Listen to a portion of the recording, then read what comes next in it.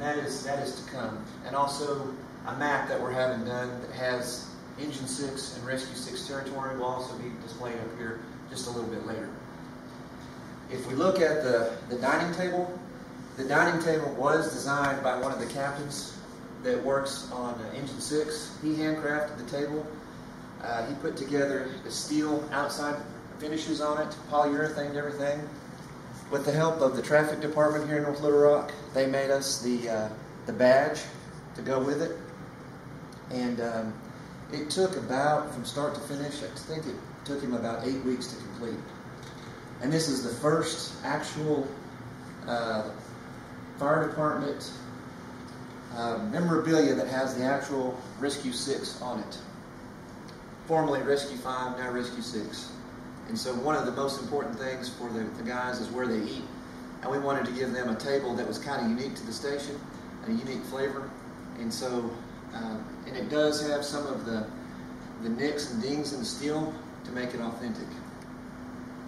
As we come over into the other kind of important area, this is what we call the ready room.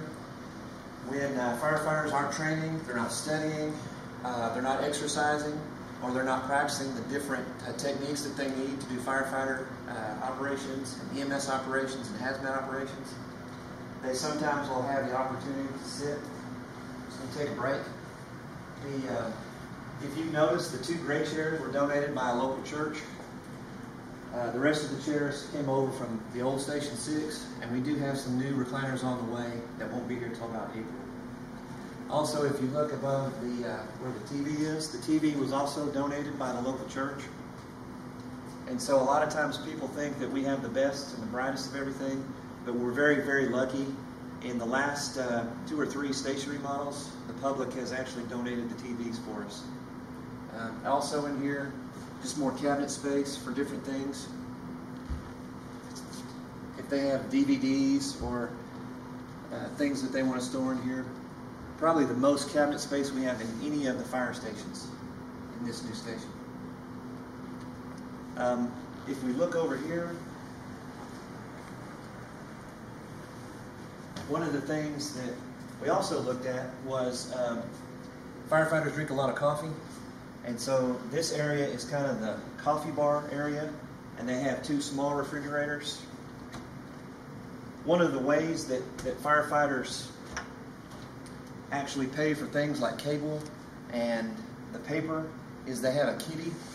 And so what the crews do is they'll have Cokes and things and snacks in these areas, and firefighters can purchase them, and that money that they raise goes to pay for cable, any extra cable that they want, or a newspaper if they'd like, or any other thing that they're trying to accumulate. So they have 2 small refrigerators, a small ice machine, and then coffee pot will go right here. Also, in this area, the radio equipment and the radio dispatch will be up in here. So at any given time, the firefighters will have the ability to listen to the radio, and they will also be able to look at the active 911 screen. So they really should be prepared at all times if they're in this area, which is probably where 80% of their time is spent if they're not sleeping. It's either going to be in here, typically, or going to be exercise, or in the office. The other unique feature of this station that's not in any of the other stations is we're looking at the pantries. So each crew has their own pantry. A crew, B crew, C crew. And one of the things when I was a captain at one of the fire stations we would always try to do is try to remember what we needed to buy at the grocery store. So all of the outside of the doors are actually dry erase boards. So if you have your dry erase marker, you can write down, get milk, get bread, get cheese, get whatever it is that you need, and then you can simply wipe it off. And if they also need to send a note to the other crews, they can write something on there, hey, check your bread level, something like that. They can write notes to each other, and they can also write down their grocery list. Each one of these pantries also is able to be locked because occasionally somebody might have a spice that the other crew wants, and so they'll try to get another spice out. So probably one of the most important things on food storage is the pantries.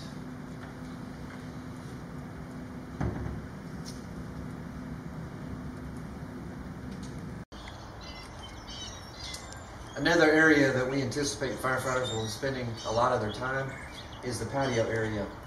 One of the things that we looked at the other stations that they're transitioning out of is where do they have a place to possibly be outside where they can just relax a little bit.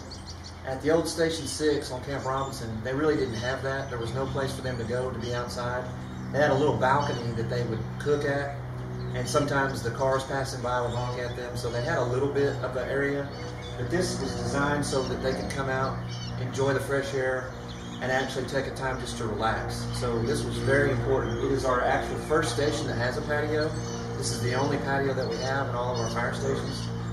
The other thing that we wanted to do was, if on a hot day, have them some fans that they would be able to turn on to kind of cool the area. So it also has fans, also sprinklers.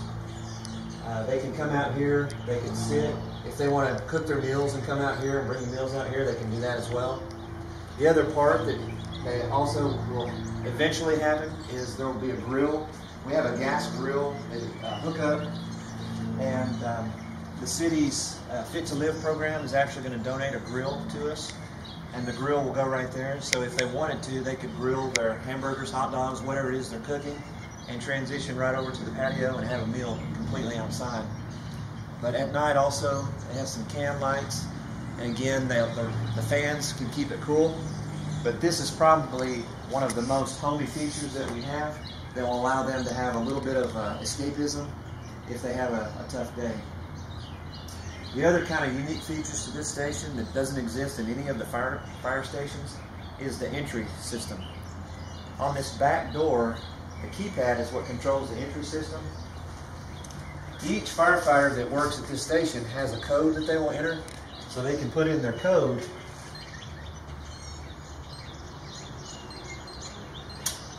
and it'll open the door. So to eliminate the need for everybody to have a key, they'll each have their own unique code that they can put in to access the fire station. And that way, if at a shift change somebody is coming in and there's not anybody here to let them in, they'll be able to put in their code and go ahead and get ready for their shift. The other thing that we wanted to do that goes along with firefighter safety is, as I mentioned earlier in the kitchen, there's an emergency shutoff valve. So if they're cooking on the grill, or if they're cooking on the stove, or anywhere that there's gas, they'll be able to push the gas shut off, and it'll cut all the gas to the station. When they come back and return, they can just simply reset it, and it'll get the gas turned back on. But we were looking at where do we likely have the most opportunity to have an accident, and usually, unfortunately, across the United States, it's at the grill. Firefighters will be cooking hamburgers, and then they'll leave, and they'll actually catch their grill on fire. So this was designed so they don't have to think about it. They can just hit the button, and they can go to the trucks and respond just like they normally would. So we thought that was very important for fire safety as well. As part of one of the plans that the fire department has been investing in over the last 5 years is generators. So as emergencies do happen, tornadoes, severe thunderstorms and things, power does go out in the community. And the one area where people take refuge a lot of times is the fire station itself. The other part is we need to be able to respond, so we need to have power to open and close the bay doors so the trucks can get in and out. Also, so we can have our radios working properly, and we can also use our computers to make sure that we're entering our information efficiently. So each station has a generator. This particular generator is a gas-powered generator, 45 kilowatt, and it has the ability to power all of everything that we need inside the fire station. So if a severe thunderstorm came through and knocks the power out, the generator automatically kicks over and will power everything, to include the bay doors. So Engine 6 and Rescue 6 will be able to respond to any calls that they might need to. The dispatch center stays active the entire time, and then we don't really have any loss of function or loss of capability with it. The other unique feature that we have, in fact, in all of the fire stations, you have to back in your trucks. This is the only station where we designed it to where the trucks will pull forward. This is the only one so far. Our other station that's going to be coming soon next year, or 2023, will also have that feature. But if we take a look out towards the gate,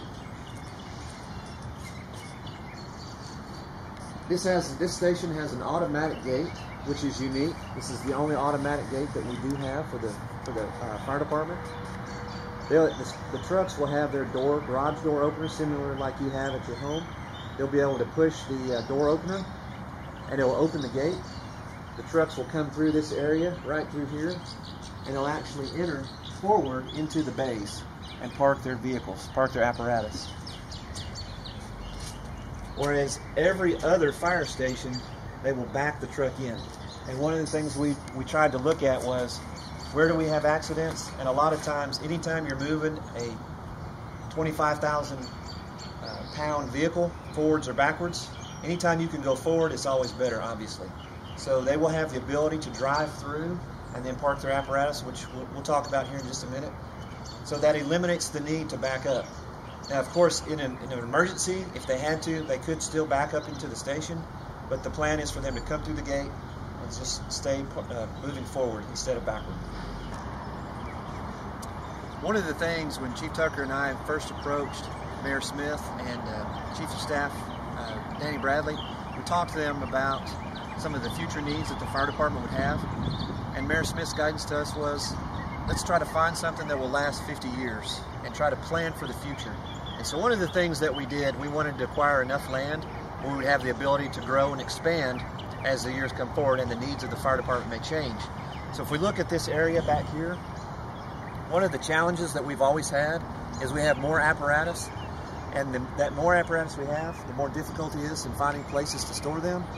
So at some point in the future, we're hoping to have a maintenance shop and storage space for our standby apparatus. The fire department currently has about 7 standby pieces of equipment, to include pumpers, rescues, and aerial apparatus. Our hope is to someday have this area where the maintenance mechanic will have his shop, and also will store all the standbys to keep them out of the weather. Currently, when bad weather approaches or we have freezing type weather, we have to put all the vehicles inside stations, and frankly, we've just run out of places to put them. So this new maintenance bay that we're hoping to get in the next 2 to 3 years, we're hoping we'll get all of the apparatus, the standby apparatus, inside and safe, and also move the mechanic over here to this shop, which will be a little bit bigger. And the mechanic will be able to work on any of the apparatus, whether it's a rescue, Humvee, brush truck, pumper, or aerial apparatus. So hopefully this is that area that's coming soon in the next few years. As we also look over here to the north of the station, there's the gated area that the fire department also owns and the city owns. We're hoping at some point that area, it also will have some future uses. One of the things that's being considered is potentially a classroom. As it sits right now, the fire department doesn't currently have a classroom. We have a makeshift classroom at our training tower, but we're hoping that that land over there at some point in the future will be utilized to build a classroom so that we can do educational classes, host events, perform promotional testing there, and any other type of training or assistance that the training division might need to further